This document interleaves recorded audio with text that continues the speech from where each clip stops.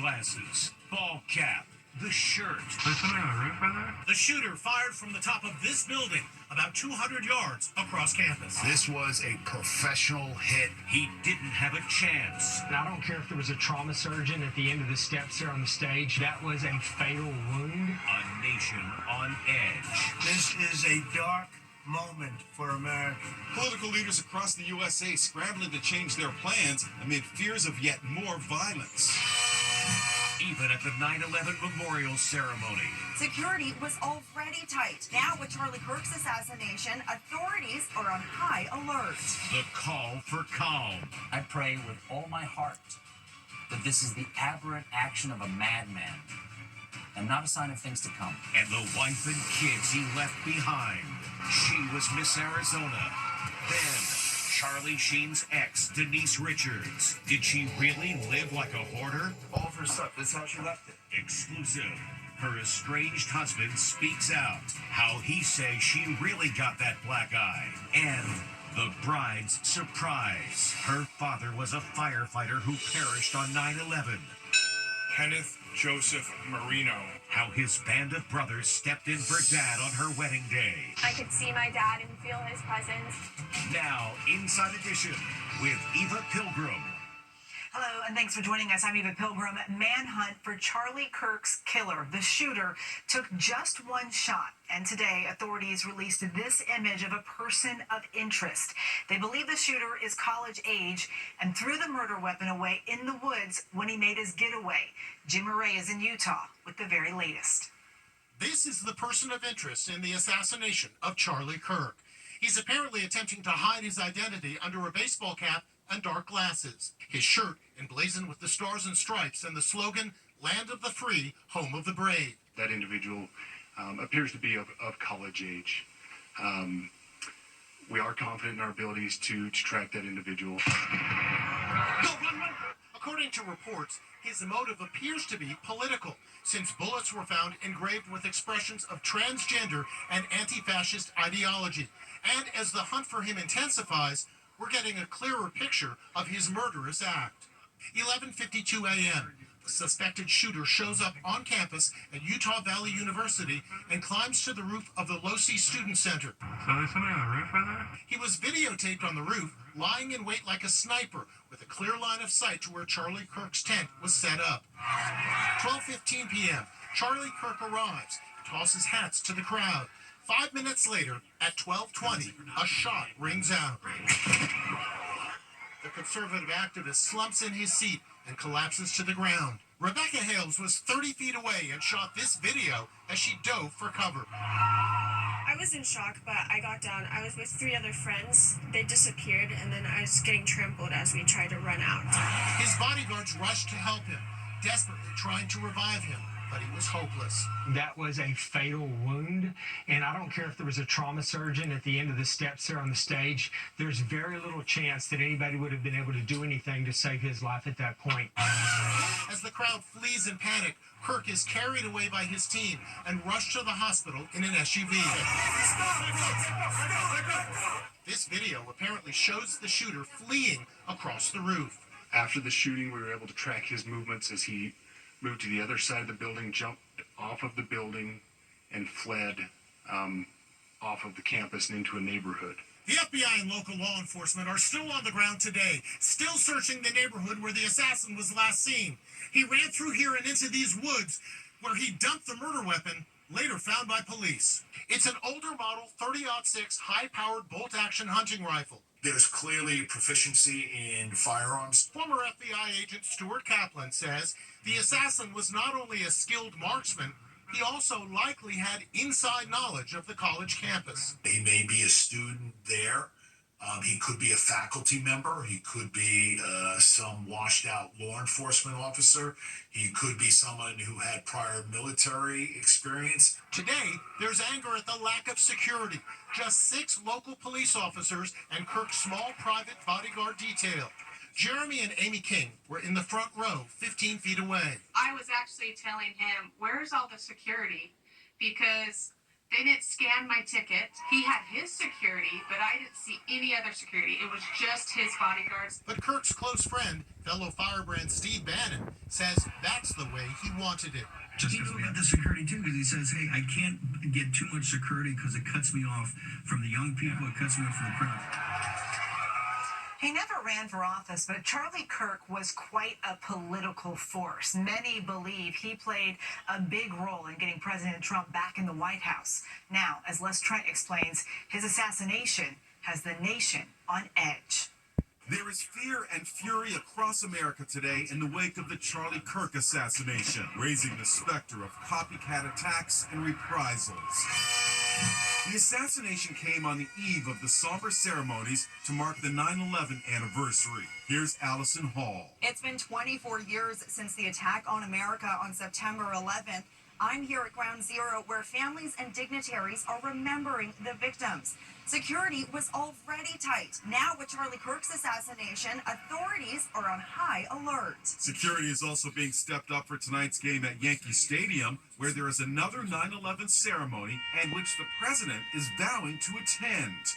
I spoke with FBI counterterrorism expert Rich Frankel. While the shooter's out there, he is still a deadly threat. He had a specific target, but that doesn't mean he doesn't have a list of 5 other, 10 other, 20 other people that he wants to go out and kill. So they're going to be looking into that. The Emmy Awards are being held on Sunday, and concerns are being raised for the safety of Kamala Harris, whose 15-city book tour kicks off in 2 weeks. She no longer has Secret Service protection by orders of President Trump. Controversial figures on both sides of the political divide are rethinking their schedules today in the wake of the assassination, amid fears of yet more violence. Democratic firebrand AOC canceled an event in North Carolina. The assassination of Charlie Kirk risks an uncorking of political chaos. The assassination hit close to home for conservative commentator Glenn Beck, whose own daughter was at the event where Kirk was shot dead. He and Megyn Kelly broke down on her Sirius XM show.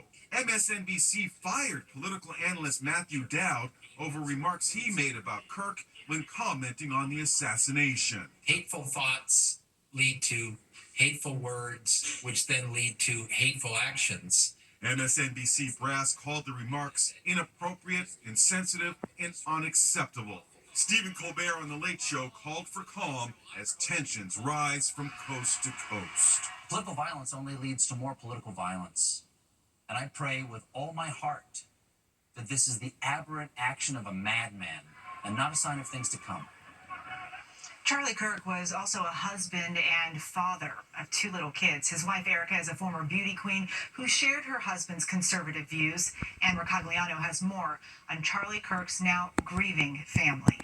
Charlie Kirk was married with 2 young children. His wife, Erica, was the former Miss Arizona in the 2012 Miss USA pageant. That means your new Miss Arizona USA 2012 is Erica Franzweg. Charlie Kirk and Erica had their first date here at Bill's Bar and Burger in New York City 7 years ago. 2 years later, Kirk popped the question. He's told his millions of followers that the most important thing in life was getting married and having kids. Kirk was a fixture on Fox and Friends. In a sweet moment backstage,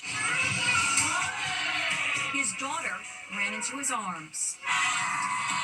Kirk was a huge but controversial star on college campuses, famous for debating students who disagreed with him. Hello, what's your name? Alizé.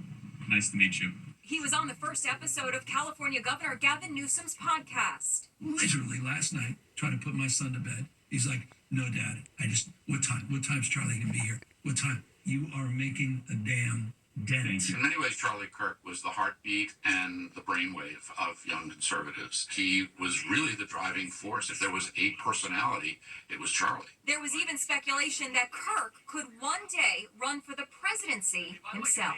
I believe that Charlie Kirk would have been president one day. Some say President Trump considered Kirk like a son. I'm pleased to announce that I will soon be awarding Charlie Kirk posthumously the Presidential Medal of Freedom. The FBI is offering a $100,000 reward for information that leads to the arrest of Charlie Kirk's assassin. Actress Denise Richards is back in the spotlight after reuniting with her ex-husband Charlie Sheen as he releases a tell-all book and documentary. But behind the scenes, she's going through another divorce. Now, in an Inside Edition exclusive, her estranged husband says she left him living in what looks like a hoarder house. Exclusive. Inside Denise Richards' house of squalor. All of her stuff, this is how she left it. Her estranged husband, Aaron Pfeifers, shows the shocking conditions at their $3.5 million rented home in Calabasas, California. Oh my gosh, this is the master. He showed Jim Murray the bedrooms, trashed, the carpets, stained, the closets in disarray. There's hundreds of thousands of dollars worth of vintage clothing in here. It is riddled with moths. She buys makeup and keeps buying makeup and gets more makeup. He says he's not at liberty to touch the mess upstairs because it all belongs to Denise Richards. Downstairs is where Aaron says he lives with his parents, brother, and 15 dogs. He says the dogs are all Denise's. So this is just some of the dogs? Some of the dogs, yeah. There's some over there. How do you have so many dogs? Because she has a thing with dogs. Like a hoarding thing with dogs? I don't know if it's hoarding, it's something. Denise and Aaron married during an episode of The Real Housewives of Beverly Hills 6 years ago. But they are now battling it out in an explosive divorce case. Denise claims she hasn't lived in the Calabasas home for 2 years and that Aaron and his family have severely damaged the property and left the house in a state of disarray. Aaron says he and his family are now facing eviction. His mom is 80 years old. I love Denise, and I treated her like a daughter, and I don't understand. In the divorce papers, Denise is alleging Aaron physically abused her multiple times and claims he caused this black eye. This is one of the photos that she had with a black eye. Do you even recognize her looking like that? No, it looks like makeup. You did not cause a black eye. I did not ever cause any black eye bruise or anything. He says she's making it up because he's the one who filed for divorce. She's upset. I publicly dumped her, to the world, and she's mad. So how does she retaliate? File a bogus abuse claim.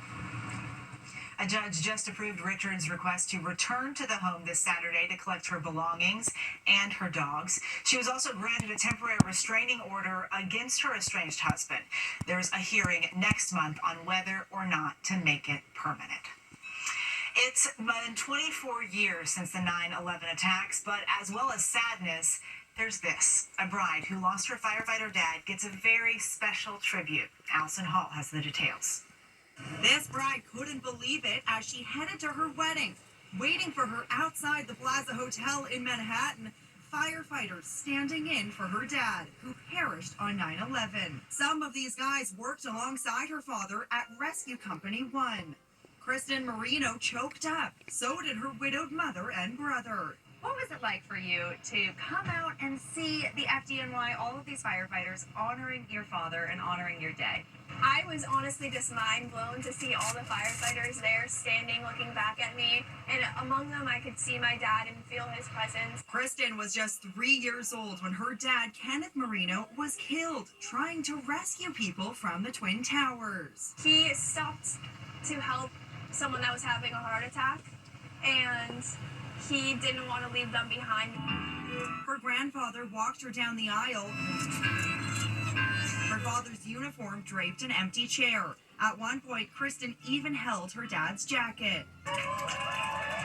Then a dip from her groom, musician Noah Skanaki. The bells tolled this morning for the lives lost on that tragic day at Ground Zero. Her father's name was read aloud. Kenneth Joseph Marino. I'm just so proud, and I'm just so lucky to have him as a dad. And we will never forget. Back with more Inside Edition after this. Next, choking emergency. Talk about a quick response. They got there in 23 seconds. There it is, there it is, there it is. She was choking on a tiny toy octopus from Finding Nemo. And big hair baby. Inside Edition with Eva Pilgrim. We'll be right back. Parents called 911 when their little girl started choking at Taco Bell, and wait till you hear what popped out of her mouth. A little girl is choking, and this cop is racing to the scene after a desperate 911 call. I need emergency right now, Taco Bell. Please, my daughter's dying. Arriving in breakneck speed, a mere 23 seconds, police head straight for the little girl and her panic-stricken dad. Please. Taking hold of 2-year-old Addie Walker, the cop tries to dislodge whatever it is the little girl in diapers is choking on. Spit up for me, buddy. Hey, it's okay. Spit up for me, buddy. After more than a minute, the object pops out. There it is. There it is. There it is. Spit it out. Spit it out. Oh, good, girl. What a remarkable recovery. Less than 3 minutes later, the little girl's playing with a police dog. So, what was Addie choking on? Her favorite toy, a tiny plastic octopus, modeled after the character Pearl from the movie Finding Nemo. See this tentacle? It's actually shorter than all my other tentacles. Here's the hero sergeant, Michael Lazarine of the Lindale, Texas PD. Get this, he had just taken a refresher on the techniques of the child Heimlich maneuver. You can't do the same things that you normally would do with an adult. So I just started doing chest compressions around the abdominal area, just trying to push that item up. So, how's little Addie doing today?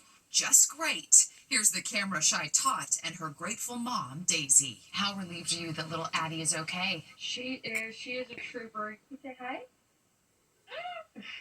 A happy ending for all. So glad she's okay. Coming up, the baby born with hair like Elvis. Check out this baby's hair. That's not a wig. It's 5-month-old Noah from Oregon with crazy long hair. He's going viral with comments saying he looks like a Cabbage Patch doll or Elvis. All he needs is a little jumpsuit.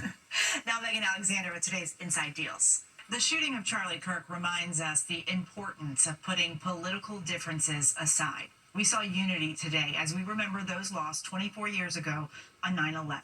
We leave you with the moving tribute at Ground Zero.